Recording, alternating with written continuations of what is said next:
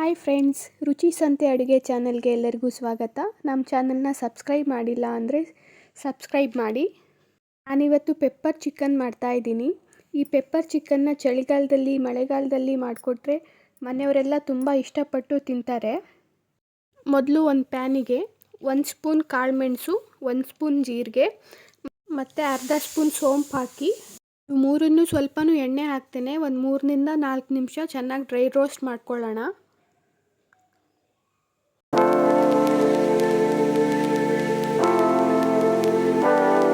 ಚೆನ್ನಾಗಿ ರೋಸ್ಟ್ ಮಾಡಿದ್ದಾದಮೇಲೆ ಇದನ್ನ ಇವಾಗ ಪೌಡರ್ ಮಾಡ್ಕೊಂಡು ಬರೋಣ. ಇವಾಗ ಇನ್ನೊಂದು ಪ್ಯಾನಿಗೆ 2 ಸ್ಪೂನ್ ಎಣ್ಣೆ ಹಾಕ್ತಾ ಇದ್ದೀನಿ. ಇದಕ್ಕಿವಾಗ 2 ಹೆಸರು ಕರಿಬೇವಿನ ಸೊಪ್ಪು ಹಾಕಿ ಚೆನ್ನಾಗಿ ಫ್ರೈ ಮಾಡ್ಕೊತಿದ್ದೀನಿ.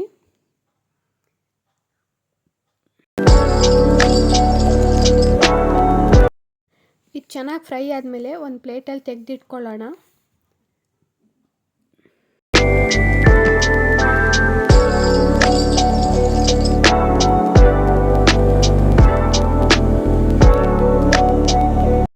ಅದೇ ಪ್ಯಾನಿಗೆ ನಾನಿವಾಗ ಜಜ್ಜಿಟ್ಕೊಂಡಿರೋ ಒಂದು ಫುಲ್ ಬೆಳ್ಳುಳ್ಳಿ ಹಾಕ್ತಾ ಇದ್ದೀನಿ.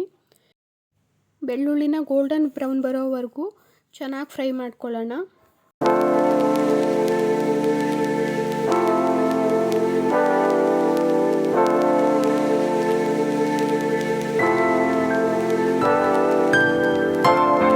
ಬೆಳ್ಳುಳ್ಳಿ ಇವಾಗ ಚೆನ್ನಾಗಿ ಫ್ರೈ ಆಗಿದೆ. ಇದರಲ್ಲಿ ಅರ್ಧ ಗಾರ್ನಿಷಿಂಗಿಗೆ ಹಾಕೋಕ್ಕೆ ಅಂತ ಎತ್ತಿಟ್ಕೊಳ್ತಿದ್ದೀನಿ.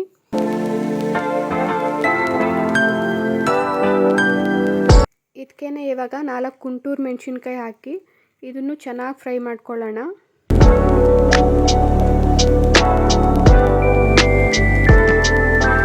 ಚೆನ್ನಾಗಿ ಫ್ರೈ ಮಾಡಿಕೊಂಡು ಮೆಣಸಿನ್ಕಾಯಿನೂ ಇವಾಗ ಎತ್ತಿಟ್ಕೊತಿದ್ದೀನಿ ಗಾರ್ನಿಷಿಂಗಿಗೆ ಅಂತ.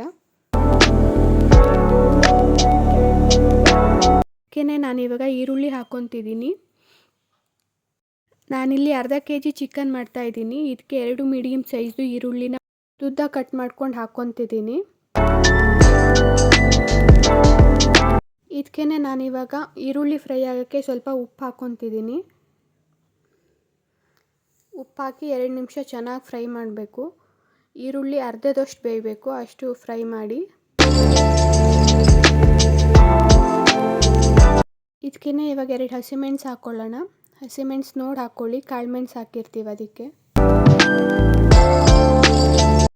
ಈರುಳ್ಳಿ ಎಲ್ಲ ಫ್ರೈ ಆದಮೇಲೆ ಚೆನ್ನಾಗಿ ತೊಳೆದಿಟ್ಕೊಂಡಿರೋ ಚಿಕನ್ ಹಾಕ್ಕೊಳ್ಳೋಣ. ಚಿಕನ್ ಎಲ್ಲ ಹಾಕಿ ರುಚಿಗೆ ತಕ್ಕಷ್ಟು ಉಪ್ಪು ಇವಾಗಲೇ ಹಾಕ್ಕೊಳ್ಳೋಣ. ಉಪ್ಪು ಮತ್ತು ಅರಿಶಿನ ಹಾಕಿ ಒಂದು ಸಲ ಮಿಕ್ಸ್ ಮಾಡ್ಕೊಳ್ಳೋಣ ಚೆನ್ನಾಗಿ.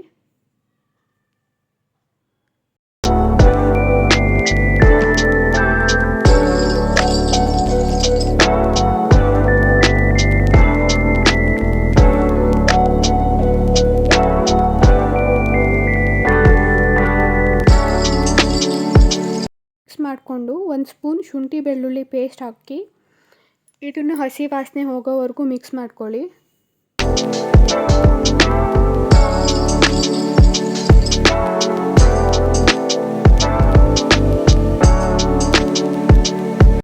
ಇವಾಗ ಇದಕ್ಕೆ ಒಂದು 100 ml ಆಗುವಷ್ಟು ನೀರು ಹಾಕ್ಕೊಂಡು ಬೇಯಿಸ್ಕೊಳ್ಳೋಣ ಚಿಕನ್ನು. ಈ ಟೈಮಲ್ಲಿ ನೀರು ಹಾಕೋದ್ರಿಂದ ಚಿಕನ್ ಜ್ಯೂಸಿಯಾಗಿ ಬರುತ್ತೆ, ಇಲ್ಲ ಅಂದರೆ ರಬ್ಬರ್ ಆಗಿಬಿಡುತ್ತೆ. ಚೆನ್ನಾಗಿ ಮಿಕ್ಸ್ ಮಾಡಿಕೊಂಡು ಒಂದು 5 ನಿಮಿಷ ಪ್ಲೇಟ್ ಮುಚ್ಚಿ ಬೇಯಿಸ್ಕೊಳ್ಳೋಣ. 5 ನಿಮಿಷ ಆಗಿದೆ. ಇವಾಗ ಚಿಕನ್ ಎಲ್ಲ ಬೆಂದ್ಕೊಂಡಿದೆ. ಆವಾಗಲೇ ಪೌಡರ್ ಮಾಡಿ ಇಟ್ಕೊಂಡಿದ್ವಲ್ಲ, ಆ ಪೌಡರ್ನ ಇದಕ್ಕೆ ಹಾಕ್ಕೊಳ್ಳೋಣ. ಚಿಕನ್ ಬೆಂದಮೇಲೆ ಈ ಪೌಡರ್ ಹಾಕಬೇಕು. ಇದನ್ನು ಹಾಕಿ ಬೇಯಿಸೋಕ್ಕಾಗಲ್ಲ. ಇದಕ್ಕೇನೆ ಸ್ವಲ್ಪ ಧನಿಯಾ ಪೌಡರ್ ಹಾಕೋಣ. ಇದನ್ನೆಲ್ಲ ಹಾಕಿ ಚೆನ್ನಾಗಿ ಮಿಕ್ಸ್ ಮಾಡ್ಕೊಳ್ಳೋಣ. ಎಲ್ಲ ಪೀಸಸ್ಗೂ ಹಿಡಿಬೇಕು.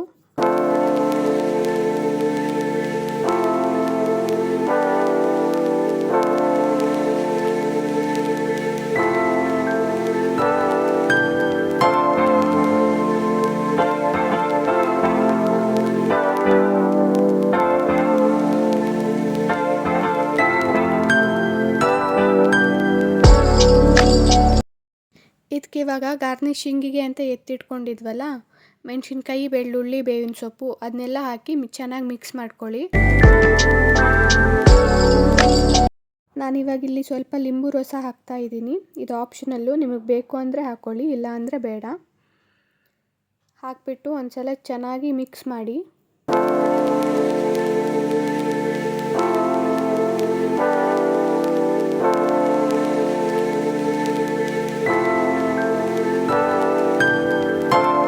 ಲಾಸ್ಟಲ್ಲಿ ನಾವಿವಾಗ ಕೊತ್ತಂಬರಿ ಸೊಪ್ಪು ಹಾಕ್ಕೊಳ್ಳೋಣ.